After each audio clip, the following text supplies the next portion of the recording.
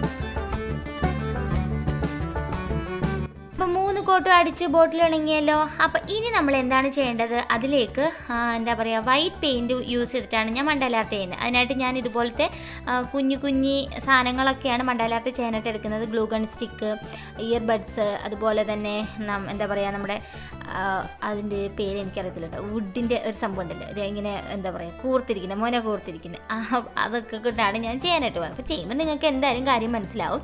Okay, അപ്പം glue gun സ്റ്റിക്കിൻ്റെ ഏറ്റവും വലിയ സ്റ്റിക്ക് വെച്ചിട്ട് ഫസ്റ്റ് ഇങ്ങനെ ഡോട്ട് കൊടുക്കും. പിന്നെ കുഞ്ഞു ഞാൻ കാണിച്ച ടൂൾസ് ഉപയോഗിച്ചിട്ട് നമ്മൾ മൊത്തം ഒന്ന് മണ്ടാല ആർട്ട് ചെയ്തെടുക്കണം. അപ്പോൾ അത് ഞാൻ പ്രത്യേകിച്ച് വിശദീകരിക്കേണ്ട ആവശ്യമില്ലാന്ന് തോന്നുന്നു. അപ്പോൾ അത് നമുക്ക് എന്തായാലും കണ്ടു നോക്കാം.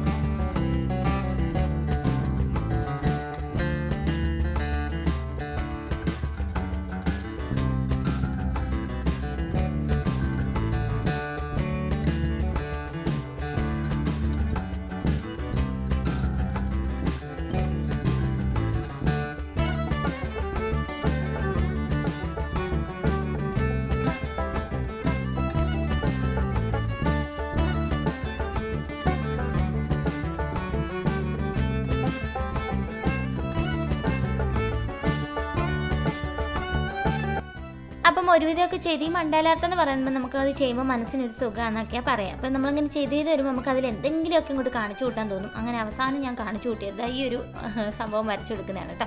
അപ്പോൾ അത് വലിയ ബ്രഷിൽ ചെയ്തതിൻ്റെ പേര് വലിയ പെർഫെക്ഷൻ തോന്നിയില്ല. നിങ്ങളുടെ കയ്യിൽ മണ്ടാല ആർട്ട് ചെയ്യുന്ന ടൂളൊക്കെ ഉണ്ടെങ്കിൽ അത് വെച്ച് ചെയ്താൽ കുറച്ചുകൂടെ ഭംഗിയായിരിക്കും. അതല്ലെങ്കിൽ വേറെ ഏതെങ്കിലും രീതിയിലും കൂടെ ഒക്കെ ട്രൈ ചെയ്ത് നോക്കിയാൽ നമുക്ക് അടിപൊളി ഭംഗിയാക്കി എടുക്കാനായിട്ട് പറ്റും കേട്ടോ. അപ്പോൾ പറ്റുന്ന പോലെ നിങ്ങളുടെ കയ്യിലുള്ള സംഗതി വെച്ചൊക്കെ നമുക്കിങ്ങനെ വലിച്ചെറിയുന്ന ബോട്ടിലേക്ക് ഇതുപോലെ ചെയ്ത് വെക്കുകയാണെന്നുണ്ടെങ്കിൽ അടിപൊളിയായിരിക്കും. ഓക്കെ,